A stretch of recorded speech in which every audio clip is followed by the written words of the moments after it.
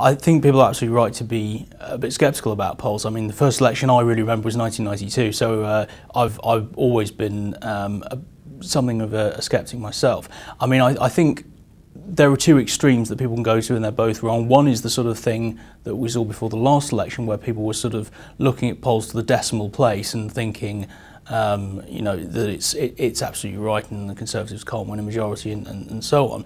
But also the other extreme, where people don't trust them at all and just start making assumptions, is also wrong. So I think healthy scepticism, but also an acknowledgement that while they're not perfect, they are the best guide we have.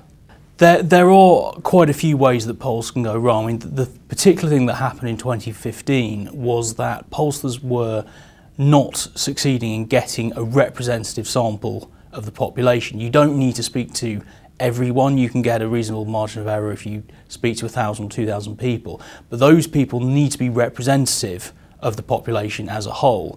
And they were struggling to do that in that case. They were getting too many people who were interested in politics and not enough people who were less interested, and that messed up the flows of voters between parties that they were recording and ended up throwing the results off. If you don't know anything about the individual polls, look at averages. So the Number Crunch Politics average isn't quite up and running yet, it will be very shortly, but if you look at averages, look at the trend, rather than looking at individual polls that look particularly interesting. I think that's probably the best way to avoid the biggest mistake that a lot of newcomers often make.